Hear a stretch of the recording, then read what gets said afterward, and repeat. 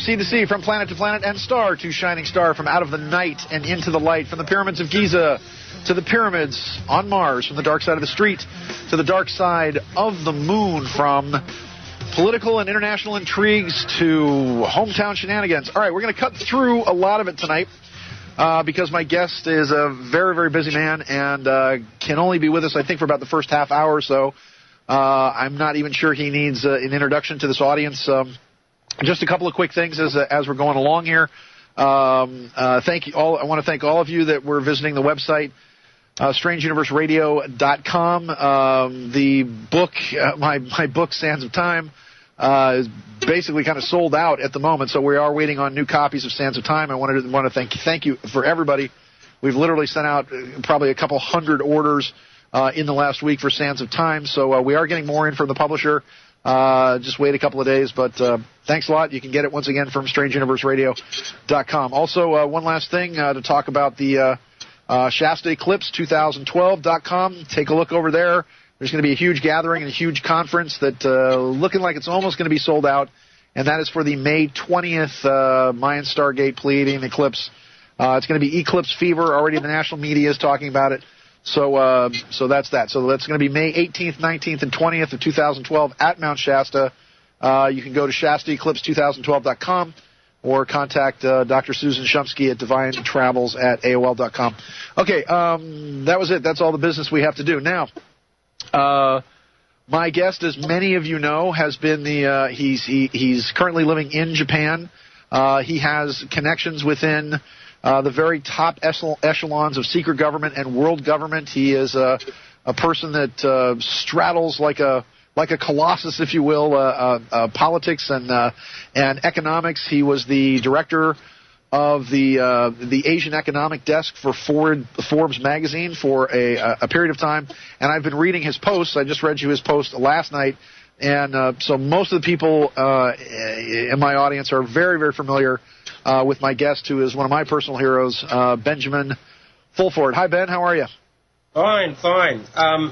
Yeah, things are happening for sure. All good things. I'm so, every time I read your post, it seems like the tide is turning. That the whole point of 2012 is there's more of us than there are of them. And I love the fact that you're thinking big, that you're looking at the whole globe being reshaped. So give us the update. What's all the good news going on behind the scenes?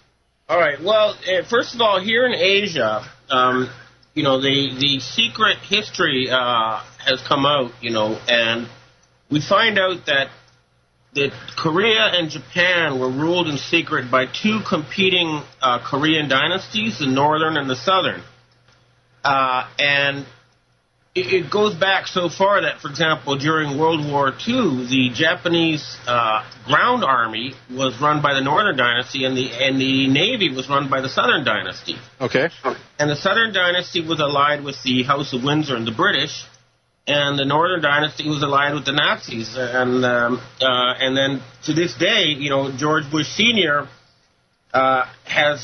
is considered to be the boss of some of the big Yakuza groups, and he supplies them, or his group supplies them, with drugs through the 7th Fleet.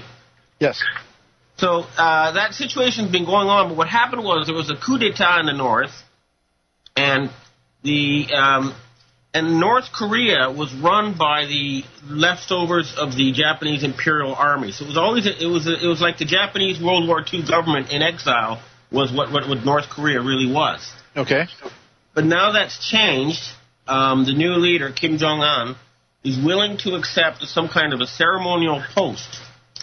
And what this will mean is that the thing being discussed now, and a lot of the Japanese right-wing types and everybody else who have the actual men with the guns and the goons, and all that kind of stuff, yes, are saying that they want to join North and South Korea with Japan, and then move the capital of the new entity south of Osaka to around the area around Nara, the oldest city there, Tenri City. To Tenri City, which is the center of, in my belief system, actually is the sixth chakra point of the planet, in the center of a religion called Tenrikyo that was started by Oyama, a woman who was channeling Pleiadian extraterrestrials in the 1840s. So I've been there, and it's a very sacred city, and it's the perfect place perfect place for them to start sort of a whole new system. Now, the other thing is that the Japanese people, have for 50 years they've been sending stuff to the rest of the world, cars, TVs, radios, and whatever, and a lot of the time they have been just sending it on credit. Okay. And what that means is that they have they're the largest external creditors in the world. That means they have a lot of trust. A lot of people trust them and have goodwill towards them because they got stuff from them, physical stuff that they can use. So what's happening is the plan being pushed is that we're going to set up a long-term investments for everybody agency or life agency with an initial budget of 10 million yen, or about $125,000 for every man, woman, and child on Earth for development projects, canals, irrigation projects, schools, hospitals, nature preserves, that kind of stuff. Yes. And that's going to lead to a huge project. The discussions are going on now. We're at the level where we're down to a few people. For example, the man now in charge of the yen printing press is a guy called Eijiro Katsu. He's the top bureaucrat at the Ministry of Finance, and someone's going to meet him on Friday to discuss this. That's the cutting edge of what's going on back over here. Okay. Yes. Yep. Now in the West, it's still more complicated. You still have what's happening is the Pentagon and the military types are really trying to isolate the Federal Reserve Board thugs, and that process is still taking time. You still don't see it on the corporate media. You still see these people running around, and as long as you do, you can't be 100% optimistic. But what I am hearing, though, is that what the Pentagon people have decided is that they're going to, end the Fed. They're going to bust up the big corporations that were acquired by these people through their printing press. For example, Microsoft will apparently cease to exist as it is now, according to these people. And, there's going to be a lot of money for the United States and for Europe, but only after these criminals are removed. And they, of course, are stubbornly clinging to power. But they're trying to join us now, and they're being told no because, you guys are just not trustworthy. You've broken every promise you've made for the past hundreds of years, and nobody trusts you. Yeah, yes. I mean, they lie through the teeth constantly. They don't know how to make an honest deal, and so they've lost what's known as trust in the world. That's what's going on. We say, we don't trust you anymore. You're murderers and liars, and you've never kept any of your promises, so they're being slowly isolated. And that process is what you can see in the corporate news when the IMF is saying they have no money, when Greece is telling the Germans to buzz off, when Sicily is on strike. This is the process of cutting them off to get them out. Now, what you need to understand is that what the Asians and the allies in the West and the rest of the world have to their advantage is that they control the physical stuff, the actual ships with stuff in them, as opposed to the money printing presses for dollars and euros. And at the end of the day, you can eat a shipload of wheat. You cannot eat a shipload of dollars. You know what I mean? Yes. Hello?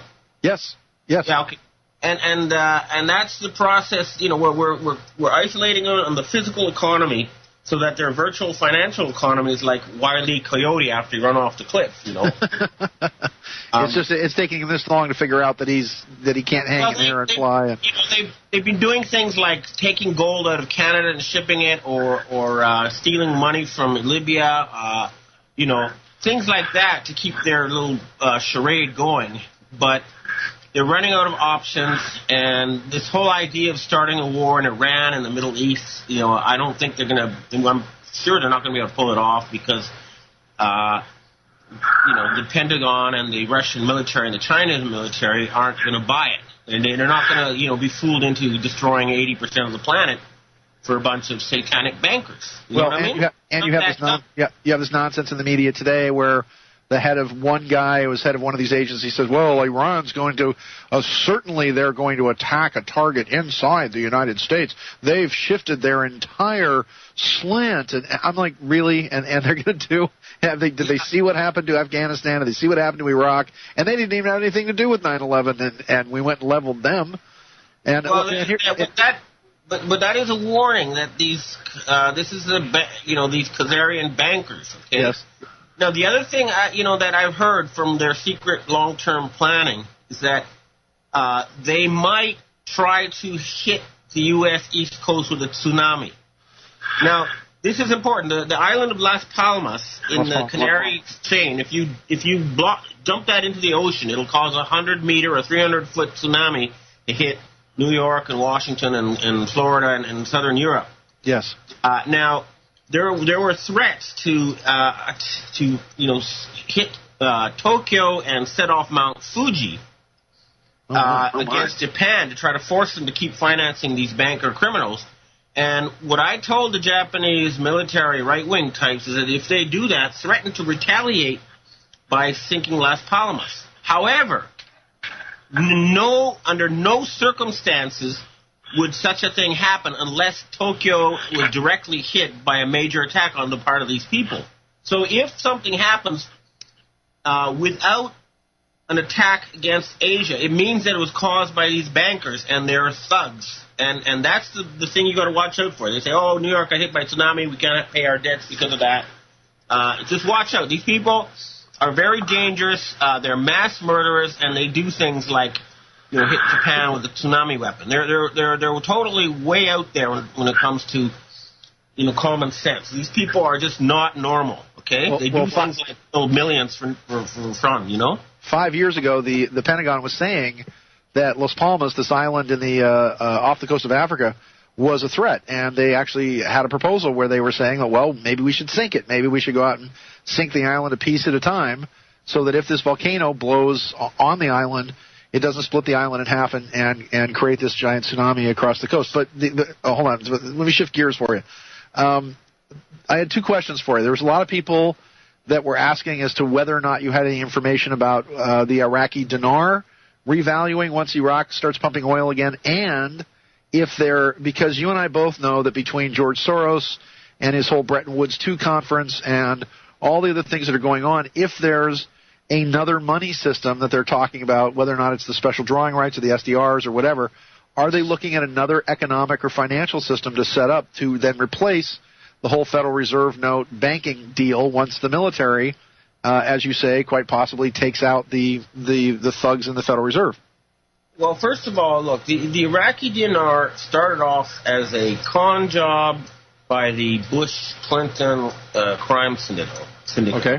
They took all this stuff, they devalued it to pennies on the dollar. It used to be like $3, and they sold it to everybody as a way of generating cash. Now, however, the fact of the matter is that a lot of the people in the military and other agencies, a lot of people bought these things. Yes. And when a new system goes online, some way will be made, I'm sure, to compensate them without the original perpetrators of this crime benefiting. I think that's what's going to have to happen.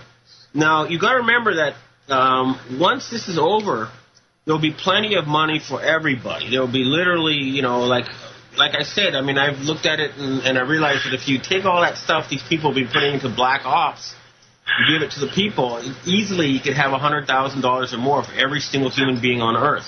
Yes. But the problem is you can't just give people cash because they'll just spend it on junk and all go back to the same people. It has to be delivered in the form of actual goods and services, and that's where you need technocrat types to make sure that people actually get stuff, real stuff, like nice new parks and canals and infrastructure, homes, technology, energy independence, food, all those things. Yes, things that exist in the real world. Right. Now, there have been many different competing plans for a new financial system.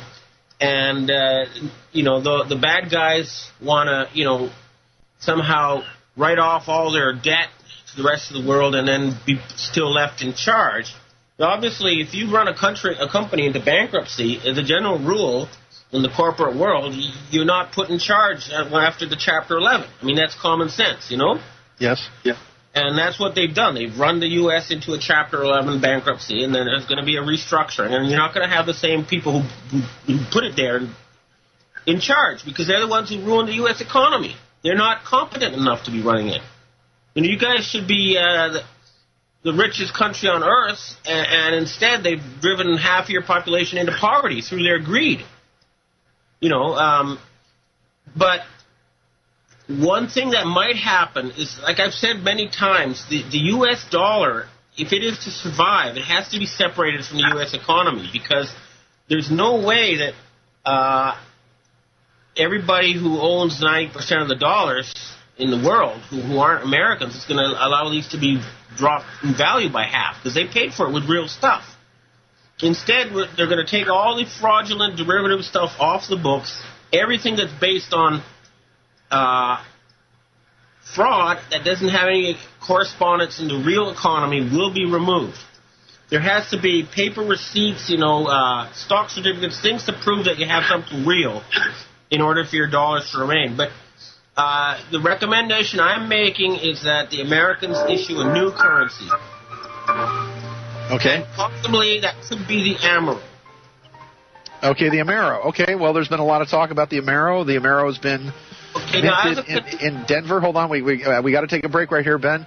Right. An historic interview, ladies and gentlemen, with the man from Japan, Benjamin Fulford, and this is A Strange Universe, and we'll be back in a few beats of your heart.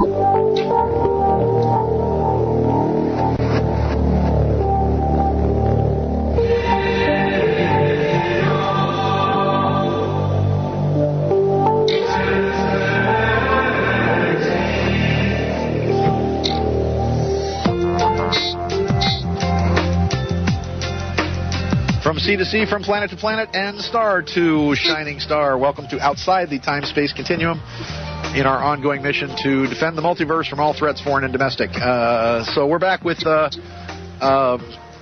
fantastic friend of the show, a great light and beacon of truth to the world.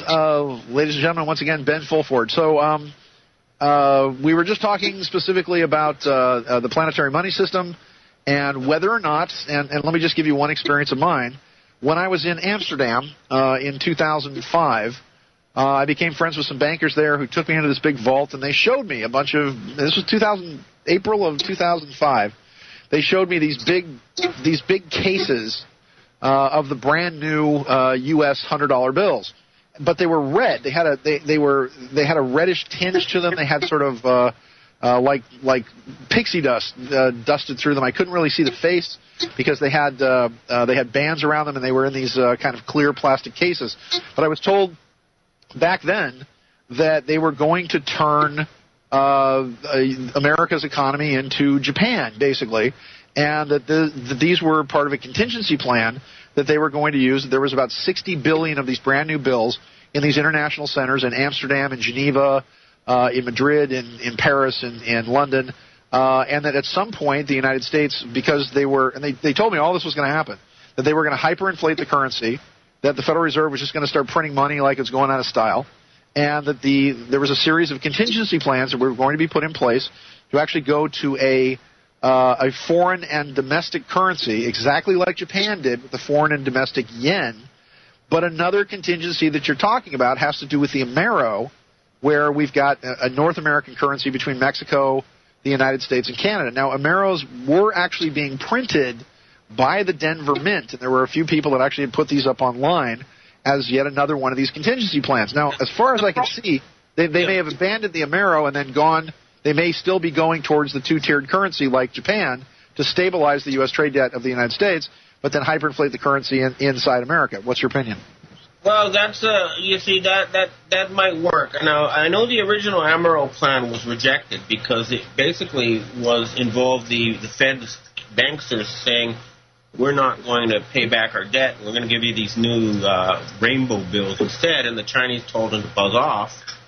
But a two-tier currency might be the way to deal with it, because what you need to do is, you need to make the stuff that's made in America cheap for Americans, so they don't buy Chinese stuff in Walmart. Because otherwise, China will end up owning the U.S. And so some kind of devaluation, about 50%, would have to take place. What that would mean is that the United States would become 50% cheaper for foreigners. You'd get lots of free-spending tourists dumping in, and then American exports would become very, very competitive with the Chinese and everybody else. And so, once again, people was making real stuff and hiring real people would be, hiring again. And it would be good for the average American. Now, the Amaro idea, the advantage, now as a Canadian, personally, I'm against it because one of the reasons that Canada didn't join the United States is because their motto was good government. And you guys were, How's that working out for the Canadians, I might add? Well, I mean, we still have good government, whatever else you might say. It's low on the corruption index, and everybody's got their medical care, and as a general rule, we've got pretty good government. And the United States, I'm sorry to say, does not, and neither does Mexico. And we actually do have a genuine democracy, unlike that charade with the bought elections that you guys have. Yes, although Canada now has, because of the oil that's coming out of British Columbia, Canada has now reached parity, where it's actually about $1.07, I think, for the U.S. and Canada. Wasn't the goal for introducing the Amaro was that the United States, Mexico, and Canada, that they had to basically kind of bring the United States down, bring Canada up, and of course bring Mexico up as much as they could, so that the three currencies would be basically equal. Because I know for a period of time even the Mexican peso was about $4 per dollar. Now it's back to like 12. Yeah, they were working on that. But in any case, the point is that the other thing, there's going to be enough money for everybody and really economic boom times once this problem is settled. However, we still have these high-level criminals we got to deal with. You have this secretive group of about 8 families that were running the heart of your secret government. They have to be removed. You have to be liberated.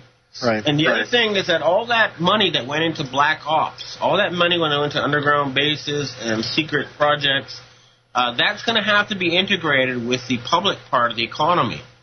And that's going to be very interesting to see what these people have been doing with all those trillions of dollars, and hopefully it'll be a Jetsons type age that will begin. Well, and there are some people living that reality, Ben. I mean, there are people on this planet that are living, for all intents and purposes, a Star Trek kind of reality where, I've seen the technology out of places like Area 51. I've seen the discs, I've seen the shuttlecraft, I've interviewed people and talked to people who talk about the Nebraska Navy and the entire sort of alternative technology that's 10, 15, some say 20 years ahead of anything we've seen, but that is very, very strictly segregated, even into two different space programs. I mean, there's a whole other world out there that's been funded with this black world technology for many years. Again, hammers and toilet seats don't cost $2,500. They're flying bank accounts. These nonsensical B-2 bombers and all that. Yeah, but the thing is that we now control the budget. They were parasitical. Okay, they were doing all this, enjoying it, and we were paying the bills and not enjoying the benefits. Yes, and that's going to end. So yeah, I think a fundamental decision has been made by these people in the Pentagon and the agencies that they're going to share this with the rest of humanity, but in a responsible manner, and that should lead to there's no reason why we cannot end poverty and stop environmental destruction. That could be done within a matter of months if the decision was made to do so. And if they release the technology to be able to do it. And here's not just that. We need the structures of rules for sharing the planet. Okay, you breathe the same air as the Chinese. We use the same oceans. That means you have to come up with a friendly way to share the planet. I don't mean a centralized world government necessarily, but you certainly need to have some mechanisms so you can solve international conflicts with court cases instead of war, and where you don't rape the oceans and destroy the forests without paying any economic costs except for future generations. Well, you've had Bono, of U2 running around for quite some time, talking about a jubilee. I mean, there is a biblical concept of a jubilee that in essence forgives all the debt. That's right. What's happened is they're going to return the gold that was taken out of Asia, and then they're going to be a write-off of debt in exchange for that. Because if you went with the Khazarian satanic bankers solution, you guys would be paying your debt for 200 or 300 years. They'd say, all right, we'll give you, a 300-year payment schedule. And you're debt slave for 300 years, Yes. We're saying, no, we're going to set you free. There'll be no more debt. That's it. We're not debt. And it's going to be, from now on, it's not going to be a debt-based system. It's going to be a credit-based system.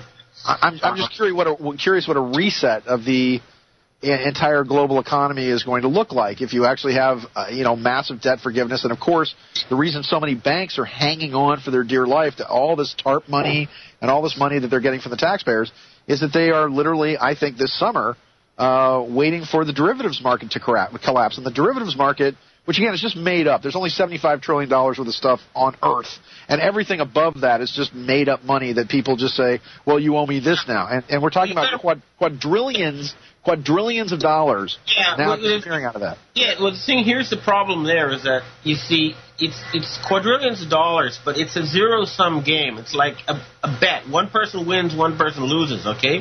So some of these banks have lost more money than exists on Earth, and other banks have earned more money on paper than exists on Earth. Yes. And clearly, something has to be worked out because, these people were operating in a virtual reality as opposed to the physical one that we can touch with our hands and, see with our eyes. So yes, that's gonna all have to be cleaned up. And I think that the important thing is to get all the crooks out of the system. I mean, I tell you, I met a guy who's a top killer for the Japanese Yakuza, right? This I want to hear about. Okay, all right. People's fingers off, one knuckle at a time, to get them to tell the truth. And then, after that, he wraps their bodies and he dumps them in the ocean, okay? That's what he does for a living. And he told me he could introduce me to the chair of Mitsubishi Bank, which is, of course, linked to the Rockefellers. And the reason I'm telling the story is because what does it tell you about the banking system if that's the kind of person you have to go through in order to get introduced to a banker? Well, isn't the head of Sumitomo Bank Yoko Ono's father? It could well be. I don't know. But the point is that the Japanese banking system was taken over at a high level by the Rothschilds and the Rockefellers and these people. And we're basically saying, no, it doesn't belong to you. Give it back to the Japanese people. You didn't earn it. You stole it through murder and violence and blackmail and bribery. And fortunately, the right wing and other types here have basically agreed that, yes, Japan is going to be independent again. And this is going to be a good thing for the people of the planet because they were going to, like, if Japan had won World War II, the Philippines would be a fully modern country now, like Japan. Instead, now you have naked children sleeping on the streets and horrendous pollution and deforestation. Right. That's the kind of management these crooks are capable of. They don't know how to run a planet. All they know how to do is steal and murder and enslave. They're not competent enough to run this planet. That's why they're being removed from power. They're evil, they're stupid, and they're dangerous. That certainly seems to be the case for the United States. At least when the British went in and conquered a country like India, they at least built a banking system, they built schools, they introduced the English language, they introduced parliament, they introduced government. Usually when the United States comes in, we blow everything up and basically just take a dump on everything on our way out. How much does the shift in consciousness, or is there any consideration by the people that you're talking to about the shift in consciousness in 2012 and all of these historical cycles coming up in December 2012, the last sunset, and do any of these people have access to information, let's say, from any sort of projects like, Project Looking Glass, Project Foresight, remote viewers, any of that about future information past and beyond 2012? There is a lot of stuff going on, but essentially they believe that it's going to be half physical, half spiritual world that's coming. Okay? Really? Give me an explanation of that. Define how you view that. It's going to be a combination between the mental and the physical. Okay? The imagination and reality are going to combine. Let's just leave it at that for now. I have to go dangling on that, but there's going to be something quite interesting happening, I'm sure. We'll make it happen. We won't wait for somebody to open the sky and do it. We're going to do it ourselves. Okay? You have a nice day. All right. Thank you, Ben.